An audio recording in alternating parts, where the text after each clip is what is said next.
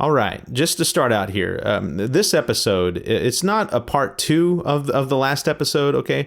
But it is a companion piece to the last episode entitled Death is the Punchline, okay? And so I would highly recommend, in fact, this story will not really be fun at all, okay? Unless you go and listen to that episode. And of course, in that episode, I kind of lay out like, hey, you should go listen to trip number 10, Beyond Infinity. And then, of course, in trip number 10, Beyond Infinity, I'm like, hey, go listen to trip number blah, blah, blah. And so you don't necessarily have to go back and listen to everything. But at the very least, y'all, at least go back and listen to the last episode, Death is the Punchline. Without that episode, y'all, you will not get the same punch in the stomach, or rather punch in the nose, as you're about to find out. It won't be as impactful. Okay, so go listen to that. Anyway, I'm going to shut up now, and we're going to jump into the episode. Boom.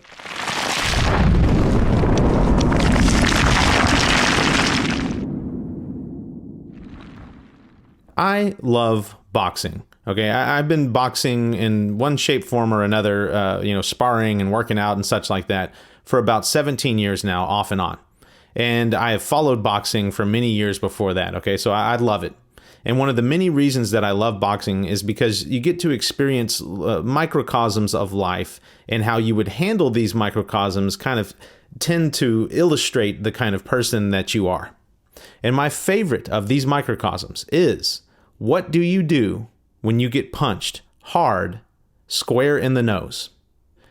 Anyone who's ever been popped in the nose knows, okay, that it hurts. It hurts bad. It hurts so bad and it sucks so much, it'll make you want to quit right then and there and go home and go cry to your mommy. But that's the thing. There's the divider right there. There are some people who get hit in the nose and not only do not give up, but it pisses them off and they charge back into the fight, ready to freaking demolish anything in their sight. And it doesn't matter whether you're winning or losing the overall fight, and it doesn't even matter if you're even a talented fighter in any capacity. The act of getting blasted in the nose and charging back into the fight is an extremely admirable feat. In fact, I know we're not supposed to make snap judgments or even really judge at all, but sometimes when I meet people, I ask myself this question in my head. I think to myself, is this the kind of person who, after being popped in the nose, would quit or charge back into the fight?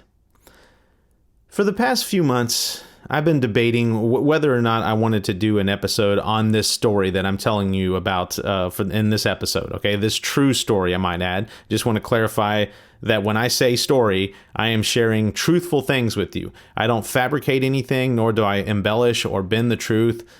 Well, actually, I do change people's names, and I think there was, I'm completely reeling it back in, but there has been one time, y'all, where I've slightly changed a story to kind of protect someone's identity.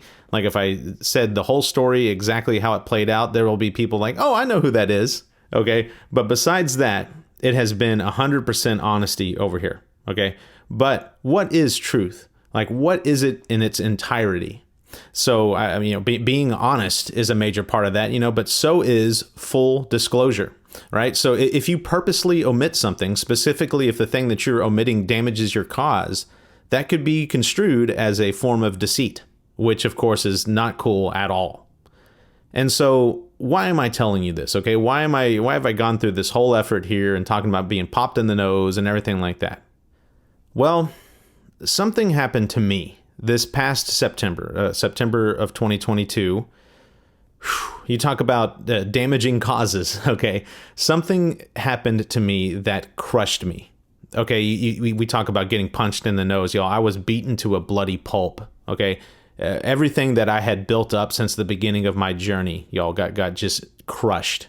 And it was something so crushing and so damaging to my cause that I initially was like, well, I can't tell anyone about this. This is going to undermine and ruin it all.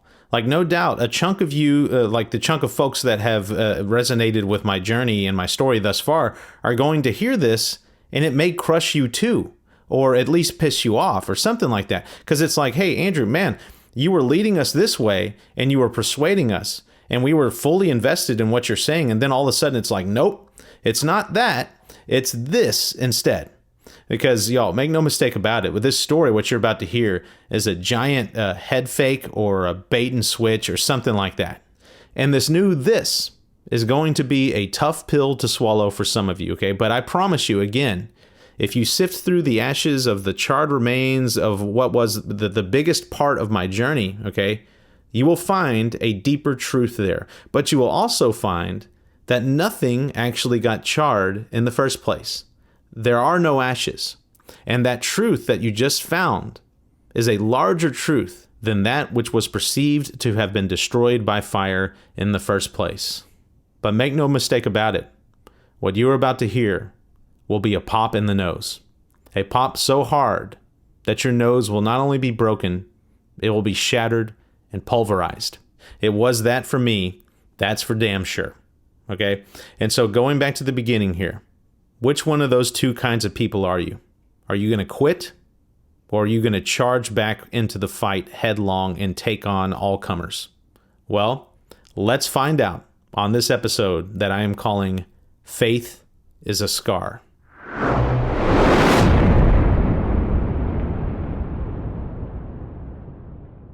If you listened to Trip 10 Beyond Infinity and or my last episode, Death is the Punchline, then you know how important the synchronicity that I experienced after my last ayahuasca trip was. You know, the whole crucifix on mile marker 666, and then the eulogy video of that person who died there, and the pastor says my name and the word infinity. I mean, I hope I explained it adequately enough in my last episode how perfectly that synchronicity ties all of my experiences together and really ties all of reality and existence itself together too. I mean, as simple as that synchronicity was, you can dig and dig for the rest of your life into that synchronicity and still unearth, earth-shattering revelations from it. You'll never stop having revelations. I mean, someone's death was part of this synchronicity, after all. And so to say that it rattled me to my core is a bit of an understatement, especially coming out of that particular ayahuasca experience. I mean, just about every trip that I come out of, I'm convinced almost every time that I have overwhelming evidence of some sort, albeit circumstantial evidence, that all of this stuff is essentially real, and that I'm going to release this evidence and convince everyone. But what usually happens is that about a couple weeks or so after my experience, after I have fully come down from the neurogenesis phase, I usually look back on whatever proof that I got on that last experience, and I'm usually like, man, it's pretty darn good proof, okay, but it's not going to create a firestorm. And so that kind of snaps me back into reality. I release an episode, I put the evidence in there, but I don't expect to like blow up and go crazy overnight or something. But this time around, on this trip with this synchronicity, that feeling of, oh my God, I have undeniable proof, okay, something that skeptics will at the very least be scratching their heads over. I had that feeling. To me, this was undeniable proof of God.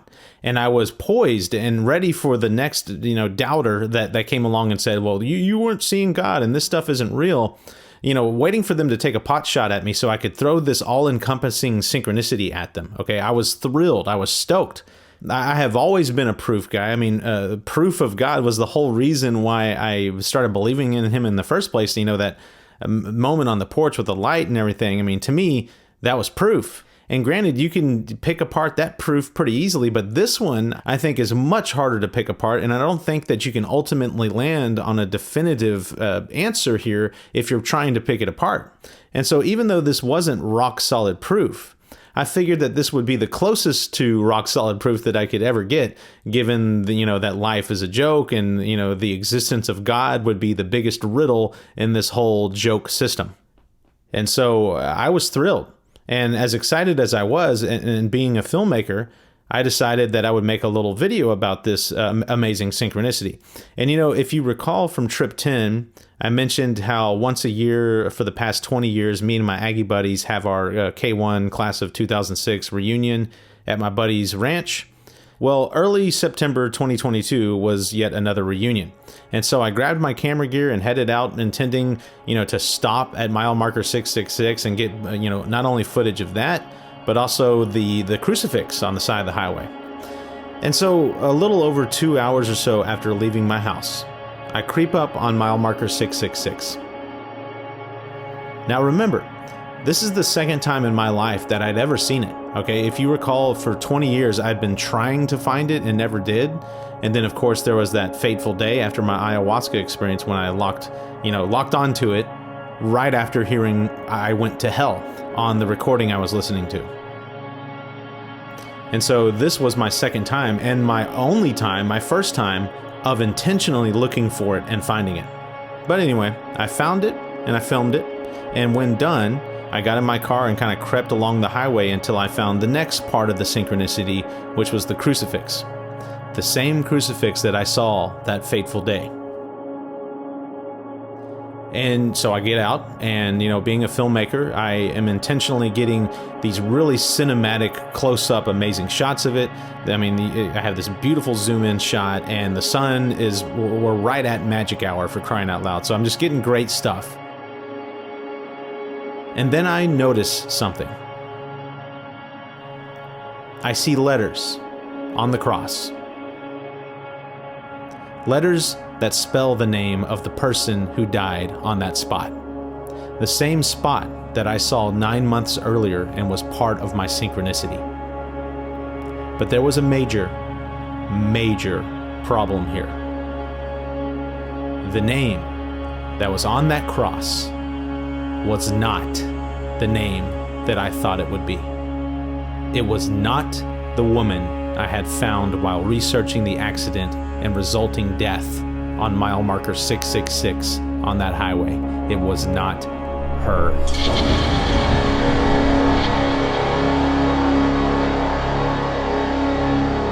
It was not even the same gender. It was some guy's name, some random guy. And at first, I thought it was some mistake. I mean, this is mile marker 666, and someone died here. And literally, the only person who pops up when you research that is this woman, not this guy. But here I am, looking at the hard proof right in front of my face. The cross that I initially thought was for that woman is actually for this random guy who I know nothing about.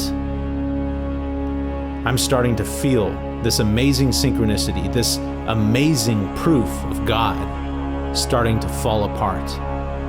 Something is majorly wrong here. Now knowing the man's name, I got back into my car, did a quick Google search on my phone, and found information on both him and the accident. I was certain that this perceived setback wouldn't be a setback at all in the end, and that researching this man would unearth an even more bone-chilling synchronicity that would serve as even deeper proof of God's hand in this elaborate prank. Digging into the accident, I found out that the man had died driving his 18-wheeler which had run off the road. Oh wow, I thought. The woman's accident involved an 18-wheeler too. Maybe they had both died, and the only cross that was planted was for him, not her. But as I read on, I didn't see any mention of hitting a motorcyclist or anything else besides a tree. A tree that this man had hit after apparently falling asleep at the wheel. A one-vehicle accident.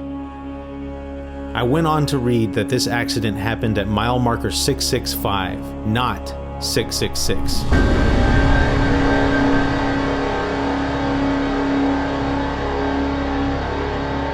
Confused.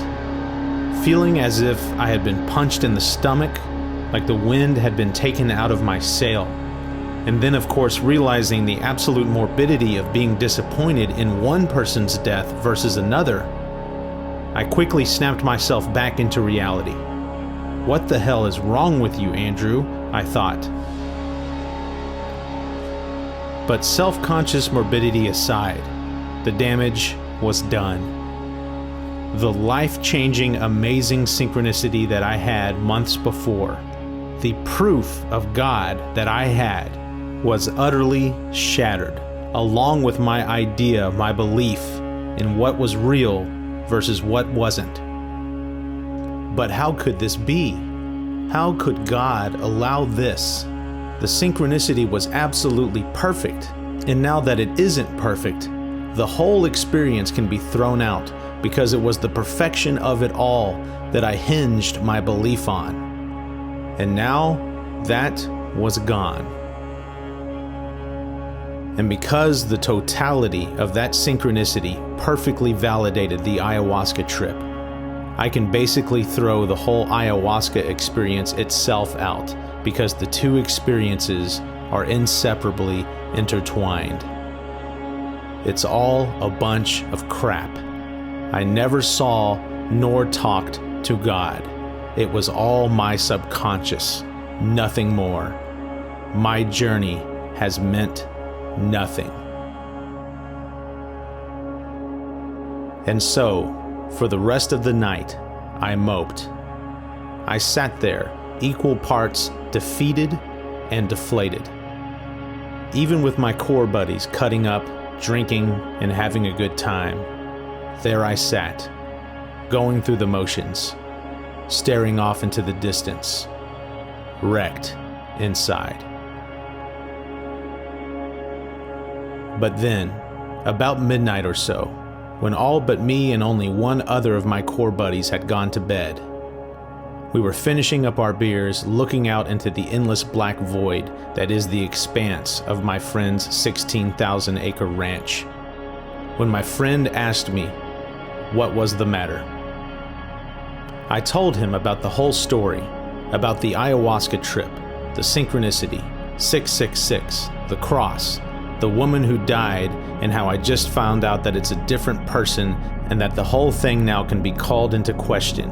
And as I am finishing that sentence, I see something far off into the distance. You see, even though we are on a ranch, there actually is a paved road, one paved road that runs through it.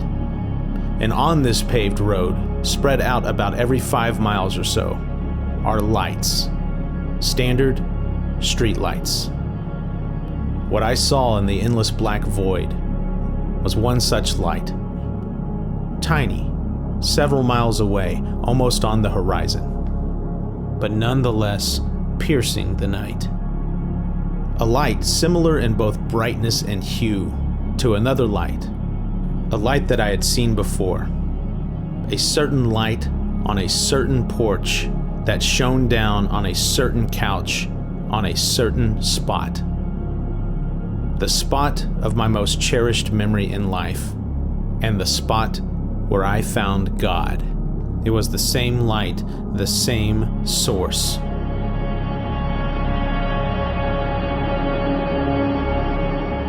All of a sudden, everything was made right. Everything made perfect sense.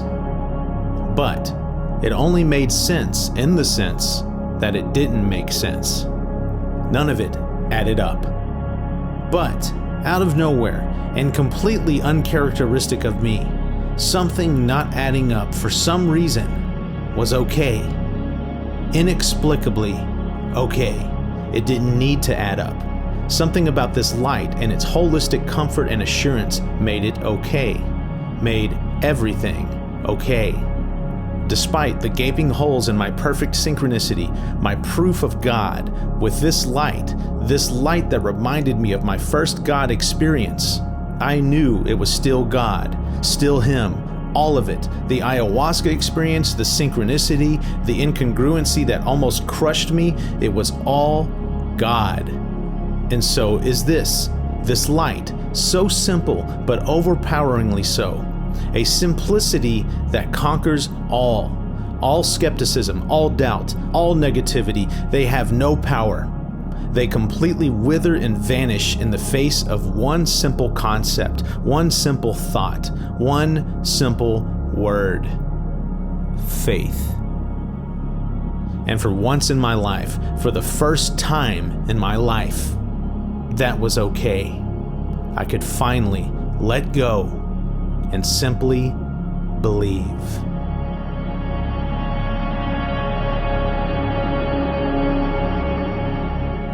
So I had a thought about the proof to me that God is real is that, what did I say?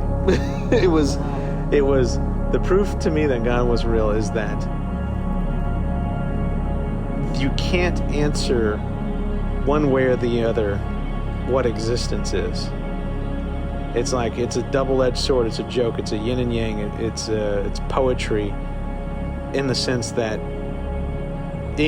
like if you argue on the materialistic side, there's a limit to that. If you argue it on the spiritual side, there's a limit to that too, and they both meet at the question of God, the question of, like, they meet perfectly.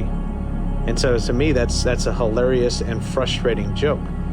And the fact that is the question of everything, of existence, and it's the biggest riddle out there, and it's the most frustrating, most difficult. To me, that's ultimate proof of God's existence, because it's a beautiful poetic metaphor, and it's poetry. That's kind of like what I was saying, right? Absolutely. But I said it so much better last time. Yeah, I think that was great. Okay. It was grand. Man, it was perfect though, what I said earlier. Maybe I should get drunk and record my podcast, because something was like, oh, it's the beautiful riddle of faith. That's what it is. It's like, that's the answer to everything, is faith, because otherwise you're chasing your tail. You're trying to figure out which side of this joke is the truth, and you go into a tailspin and you keep spinning down and down and down, when the whole answer is to just believe and have faith. And it's a beautiful thing, because you don't even have to think about it. It's a path of least resistance, but in a godly manner. The more you try to analyze it, the more you go down the path of materialism, you'll get lost, because anything that man takes on himself is doomed to failure. And that is a fractal pattern set forth at the beginning of time. Adam and Eve, I don't think was a literal thing, but I think it was a metaphorical thing, and I think metaphors are just as real.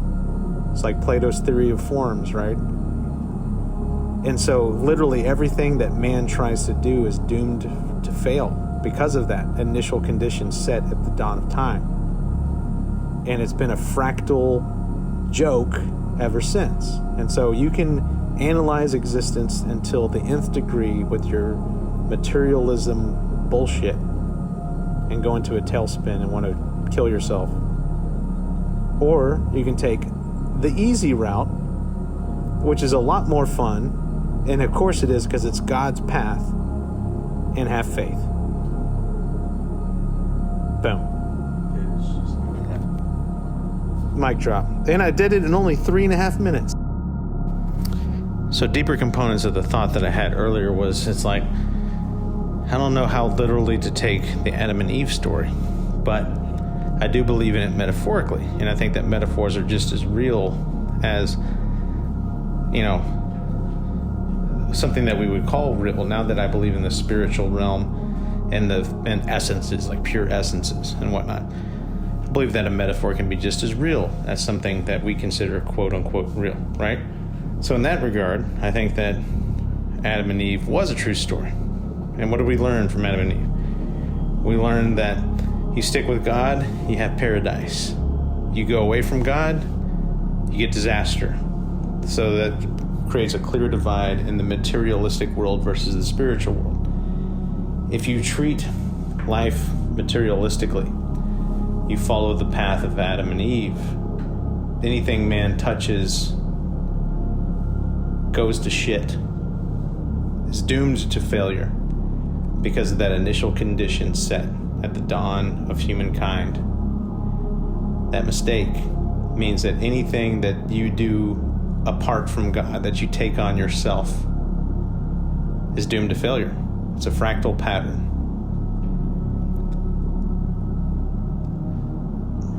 The opposite of that, of course. So, and it all kind of comes to fruition. It all germinates. It all congeals. It coalesces into the psychedelic moment. You see something mystical and amazing. And then your brain automatically starts to try to tear it apart to make it not mystical. Scientifically dive in. And that's the materialism side. The materialism side is the way of man. The mystic belief is the way of God. So anything that a man takes on himself is doomed to fail. So you try to attack this materialistically and try to explain it away through logic. It's doomed to fail, and it will always fail because there's always a trapdoor of doubt, which is the best and most perfect and beautiful poetic answer out there, is that you have to have faith. And faith is beautiful because it's exactly what my grandma had. She didn't try to resolve everything logically and have an answer for everything in existence. That is the man's way. That is the materialistic way, and you'll go into a tailspin, a fractal tailspin of an infinite feedback loop of doubt. Belief and doubt, belief and doubt, belief. I'm logical. I'm a logical being, and I have this faith, but I have to logically chip away at that faith so that it becomes stronger, and so forth and so on, until you're flipping back and forth between faith and logic until you're in a tailspin, a fractal tailspin that goes infinitely down. Sound familiar? That is the way of man. The way of God, a much more, so he has all of that figured out down to the nth degree. He can take you to task on all that science stuff if he wanted to, but he protects us from that if we want it. He protects us from that and gives us a shield from that, and gives you a path of the most beautiful thing ever, a much easier path, a very simple path of belief and faith. And it's beautiful because it's a freeing act. It's a release. It's almost like a death. You give in to that faith, and it's a beautiful thing. You don't have to worry about it anymore. You just be, knowing that it all makes sense, and you don't need to figure it out. Or actually, it's the reverse of that. It all doesn't make sense, but you don't need to figure it out. You just believe. And that's perfectly represented today by kind of a tragic thing that happened earlier today, when I discovered that the crucifix on the side of the highway that I thought was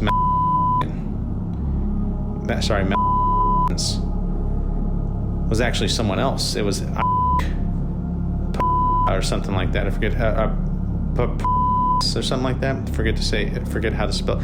Anyway, he died in an 18-wheeler accident on the other side. Sorry, it's mixed up. Died on the opposite side of the highway from mile marker 666.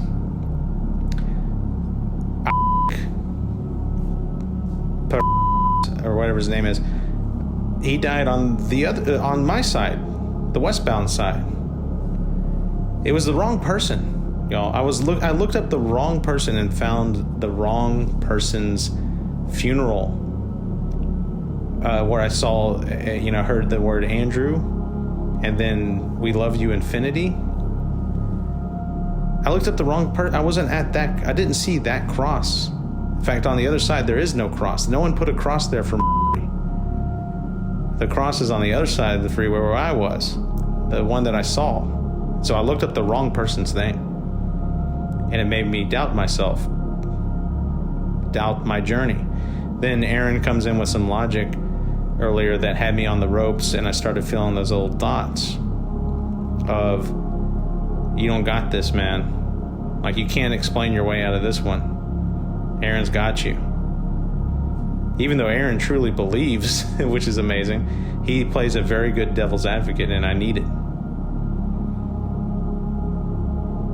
I need to, but that's what's so freaking funny about this, is that God places this big thing of doubt in my head today. And then he comes over the top with a light at the end of the property that reminded me a lot of the light that I saw on the couch in Manville, on the porch, where the answer is just faith. It doesn't matter all these tiny little details of what happened on the synchronicity. That I'm going to use that as my proof. It doesn't matter, because it's all about faith. And it's a beautiful thing. It's a beautiful answer to this whole problem. And it's so beautiful because it's so simple and childlike. God wants us to be children in his eyes. It's so perfect. You can analyze all this and go into a tailspin of misery, or you can just have faith. It's beautiful. It's the most beautiful thing you can possibly imagine. And it's so simple. God is always simple. For us, he shields us from other things. Trust me on that. Trust me on that. He shields us from other things. But for us, he is simple. And that's the answer I needed today. I was floundering back and forth between, like I was saying, I need to shore up my faith and attack it with these logical arguments to see how strong it is, to test it, And I was going down that spiral earlier. And the answer is faith. And it is faith because it was me that brought that out of myself. I was telling that to someone else. And so I brought it out of myself.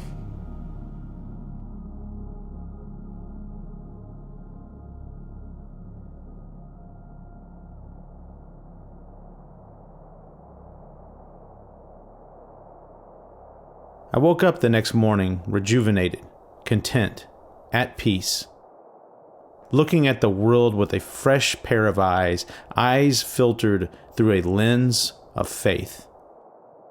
Everything that day fell into place perfectly. Everything and everyone harmonized. We all went swimming. We had a delicious lunch, shot some guns, rode around on four-wheelers, and came back to the ranch house for dinner. But it was right before dinner when things suddenly took a dark turn. You see, my friend has horses on his ranch, about 8 or so, and they are all very friendly and actually quite fond of people. They will approach you out of both kindness and curiosity, especially if you have one of their favorite treats, horse cookies. My friend has one hard rule when it comes to giving treats to horses. Never give treats to horses anywhere near the ranch house. The driveway to the ranch house has a cattle guard, and if a horse gets caught in that cattle guard, it can injure itself pretty severely. Granted, horses are very smart and very sure-footed, so all it would take is a horse looking at a cattle guard to know that it couldn't walk on one. And even if a horse did step on one, it would be a gentle exploratory step, and it would draw back its foot and walk away. Unless, of course, there are horse cookies involved. And so everybody's kind of doing their own thing. There's a couple of people in the kitchen making dinner. There's a few people on the back porch shooting a bow and arrow. There's a gaggle of folks that are playing card games.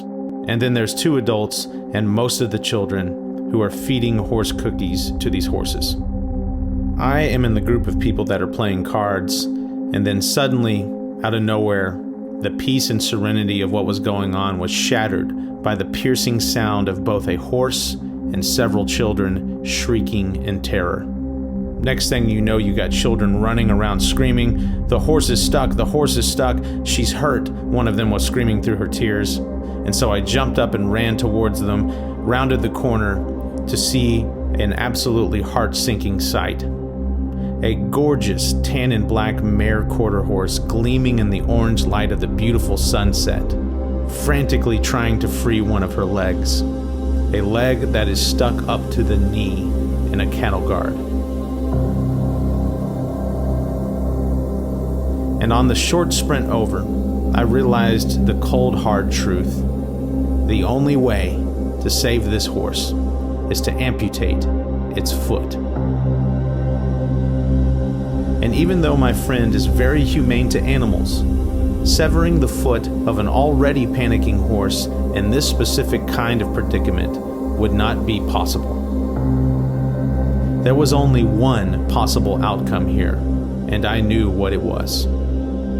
And so after making sure the children were okay, my initial instinct was to shepherd the children into the house because I knew the tragic reality of what was about to happen.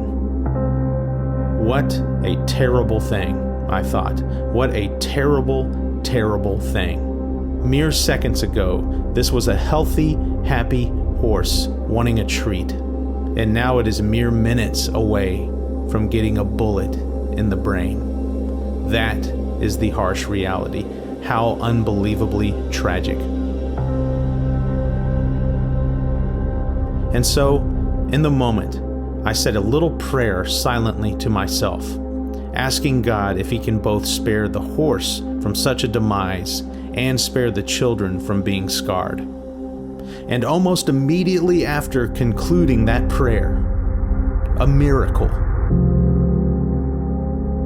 The horse gave it one last-ditch effort and pulled her foot up with all of her might and freed herself. She wasn't stuck anymore. She had done it. But she now had a new problem. The violent removal of her foot from the cattle guard ripped off most of the skin around her hoof, and she was now bleeding profusely and limping very badly. She was not out of the weeds yet. My friend and I slowly approached. My friend's intent was to assess the severity. Mine was to calm and soothe her.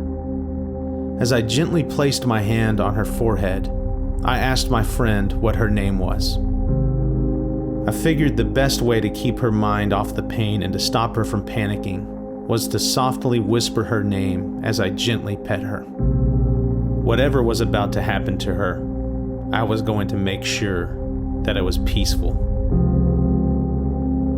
And that's when I heard the voice of God right there in this moment.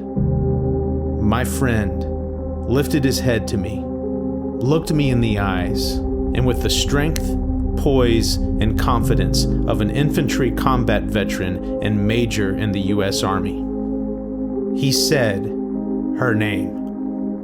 And it was the most beautiful and glorious name I had ever heard in my entire life. He looked at me and said, Faith.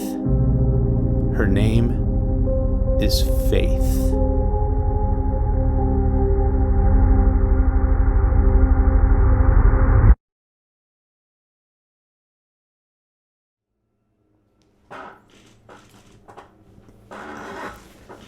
So surely you can hear the leaf blowers outside, and also my squeaky chair that I'm sitting in right now. I'm sitting in a very old antique leather chair. It's actually very comfortable, but sitting in it all day gives me back problems. Why am I talking about my chair? I need to talk about what just happened, okay? Because a lot just happened. So first of all, if you're worried about the horse, then all I got to tell you is that I'm sorry to say this, but you kind of weren't paying attention, obviously, because this whole thing is about faith. The horse's name is Faith. Everything came together, in this situation with this horse named Faith. And so all I got to tell you is have faith. But the fact that she survived and made a full recovery, okay, so I just gave that part away. But the fact that happened. But the fact that she also got a scar in the first place, a traumatic event, bled a lot, freaked out, probably has a tinge of PTSD associated with this. Hopefully me petting her and my friend also being so gentle and everyone around her being so gentle, even the horses were gentle. It's like everyone knew the severity of this situation, it seemed. Man, these leaf blowers are killing me. Listen to that. All leaf blowers do is blow a mess from one area to the other. That's all they do. This is a big joke, right? When I want to record, y'all, and it's like, why record when there are leaf blowers? Well, y'all, I have to record right now because I'm so pinched for time right now. I have like 4 video projects that I need to crank out. So it's like now or never. So leaf blowers or not, we're rolling. But anyway, this horse had a severe injury that it made a full recovery from, but an injury nonetheless. PTSD, blood everywhere. I mean, it was not cool. And that seems to be the lesson for all of this, y'all. Everything comes together with this incident. If you're hung up on why God would introduce pain and suffering in the first place, well, again, you haven't been paying attention to basically my whole podcast series, but specifically anything coming after Trip 10 Beyond Infinity. Okay, I think they're done with the freaking... Are they? Almost. They moved on to a place further away. They're now blowing the mess further away over there. But ultimately, what I'm trying to get at here, for any of you that are still hung up on the whole notion, this whole, if you're so weirded out and freaked out and scared and like upset or whatever about either this horse getting injured or this woman dying on mile marker 666, or the man dying on the other side of the highway. By the way, that is unbelievably crazy, y'all. Think about this for a second. Think about how much of a joke this is. And again, this is not a ha-ha joke, okay? This is the yin and yang, like, mystery. It's the riddle. It's the poetry, if you will. Y'all, not one person died on mile marker 666. 2 people died in separate incidences about a year apart from each other on opposite sides of the freaking highway, basically diagonal directly across the highway from each other. But because if you're heading west, the mile markers are going, is it going up or down? I forget, but whatever. The mile marker of the cross, the crucifix, was technically on mile marker 665, but diagonal from that across the highway was mile marker 666.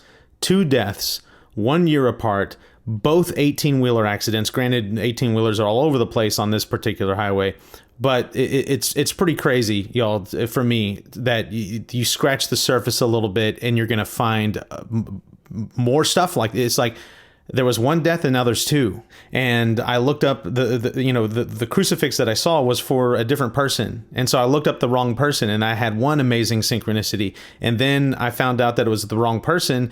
And then I had an even deeper, more profound, more all-encompassing synchronicity that basically sums all of this up. There will be suffering in life. There will be death. Okay? Death is the threshold to get you into the amazing places and stuff and the infinite love and all that stuff that I saw, y'all, on the other side. That is the infinitely thin barrier. It's the asymptote, if you want to call it that, but you must cross that barrier, y'all. And it is terrifying to us. Anyone who comes up to you and says that they're not terrified of death, y'all, it's a ridiculous, preposterous thing. If someone walks into a room and starts shooting people and they shoot the person right next to you and then they stick the gun in your face, I don't care how enlightened you are. Oh, I don't fear death. You are going to be terrified. To all these people who say that they're not terrified of death, well then do not get treatment when you get diagnosed with cancer. How about that one? Okay? Are you so not afraid of death and welcoming of death that you're not going to do that?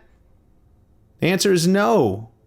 We don't inherently want to die. And I don't care if you're like, if you call it fear or whatever, y'all, we don't want to. And that preference to not want to is ingrained in every single thing that you do in life, y'all. Death is the ultimate. But on the other side, y'all, that is just the barrier to entry, okay? That is like the common denominator that everything on the other side has experienced. It's like it's the rite of passage. It's the very start of life on the other side. So I don't care how you die, what the circumstances are. Were you tortured? Did you get into a tragic accident? Any number of terrible things that happened to you, y'all. Dead is dead is dead is dead. And when you're on the other side, it's going to be so glorious, an infinite amount of love, y'all.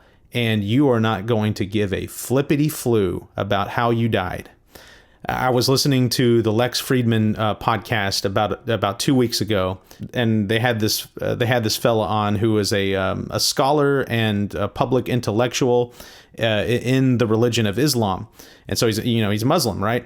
And a lot of amazing stuff I heard in this podcast. But he said one specific thing that apparently I think is like a Muslim saying, or it's in the Quran or something like that. I don't know. Maybe the Prophet Muhammad, peace be upon him. Maybe, and by the way, y'all, I'm just being respectful of Islam. So any of my family or friends out there who are like, oh my God, he just said Muhammad, peace be upon him, Andrew's a Muslim now. I'm just being respectful. Okay, I'm being respectful to a beautiful religion.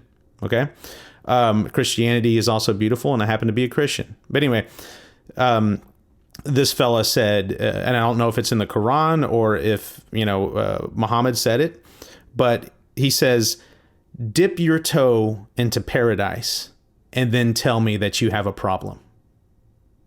And that says it all, y'all. I almost want to cry because I saw it myself. And I'm telling you right now, anything that happens on this planet, y'all, means nothing in the face of infinity. But most importantly, y'all, it's not just infinite terror. If you go and you listen to Trip 10 Beyond Infinity, you're going to hear a lot of terror. But there was one clear message that was clear as day that punched me right in the nose, and it was that despite all of that, all of the infinity out there, God still holds us special, and he still loves us. And there is an infinite amount. If God is infinite in all this other stuff, y'all, he is infinite in love too. And trust me when I say that I felt it. I felt the tiniest little bit of infinity, just enough to where it didn't kill me. Yes, you can be killed by joy and love. It almost happened to me multiple times on these experiences. So believe me and believe that guy on the Lex Friedman podcast and believe the Quran. And on this particular issue, I guess, I mean, I haven't read the whole thing, so don't pin me and back me into a corner on this one. And if it says this same thing in the Bible, great. I haven't come across it yet, but believe me and believe that guy and believe wherever that was written when it says, dip your toe into paradise and then tell me that you have problems. And so if you were so hung up on this person dying on mile marker 665 and that person dying on mile marker 666, why all this death, Andrew? And then why did this poor horse have to get its hoof almost ripped off, and we almost had to shoot the thing? This is terrible stuff. Y'all, forget it. Okay, let it go. It's all going to make beautiful, perfect sense when we die. Trust me when I say that. And it is going to be the most beautiful release you can possibly imagine. And so forget about the deaths, and then forget about this poor horse, okay, which survived and made a full recovery, by the way. The biggest thing for me on this experience, y'all, was letting go of my craving, my obsession for just knowing all the details about something, having the answer. So a lot of people want to talk about ego death and this, that, and the other, y'all. All I can tell you is that wanting and seeking and obsessing about knowledge is straight up ego. And God looked me in the face in the form of a single little tiny light, the tiniest of tiny lights, y'all. God looked me in the face and he said, let it go and just believe. And the rest is history. I mean, God has infinite control over infinite amount of things that are out there, y'all. I came out of a dream about a week ago or so. I was waking up out of my dream, and I was kind of like in that hypnagogic state where you're half awake and half asleep, and it was raining outside. And I had this unbelievable feeling. It wasn't as if God was speaking to me in English, but it was a thought communicated directly into my head, and it was something to the effect of, I control every single raindrop that is hitting the earth right now. Every single raindrop, I planned it exactly how it is going down, and I'm making it so. There is a reason for every raindrop that's falling. And so someone who's obsessing about truth, right? I can get out of my bed and I can go and try to analyze every single raindrop that fell out of the freaking clouds, y'all, and try to determine what's the purpose of it. When it hit, where did it splash? Why did it splash? What chain of events did it cause to do blah, blah, blah, blah, blah. First of all, you're not going to understand all the true impacts of that because we don't know the full science behind rain, okay? Because rain is made out of freaking atoms, and atoms are made out of subatomic particles, and we don't even know what makes quantum mechanics tick, y'all. And so we're already doomed. We're not going to be able to figure out all the information about one raindrop falling, let alone the entire freaking thunderstorm that's happening. So you can go around and chase raindrops your whole life, y'all, or you can trust God. Thank you very much. I love you all. Get ready for a series of amazing stuff after this one, okay? There is another thing about horses, okay, that I actually recorded about 2.5, maybe 3 months ago that I never released because it was kind of out of place. It was right around this time, and I don't know, it's just kind of out of place. But now that I have this story about this horse, because remember, y'all, I wasn't even going to release this episode. It detracted from my overall story. If that amazing synchronicity with the cross and the 666 and that lady who died, if all of that is, if it wasn't that lady, then it's not magical anymore. But if you let go and you release and you trust in God, and if that's the point, you realize that it's more magical. And so now that I have this story in place here, it's time for me to go ahead and release that episode that I have been sitting on for 3 months. It's unbelievable, y'all. And you talk about synchronicity. Unbelievable. Okay, so I'm releasing this one. I'm going to release another horse-related one after this one that'll blow your mind. And then we're going to get into the next trip, which, y'all, again, wow, is all I can tell you. And I can also tell you, just go ahead and get right with God. If you haven't found him, find him somehow. However, I'm not even going to tell you which God, y'all. I'm not even going to tell you which. Just find any freaking God, as long as it's not Satan or whatever, and just get right with a God, okay? And make it soon and make it quick. And then, that's all I can tell you. Love you all, and I'll talk to you all soon. Bye.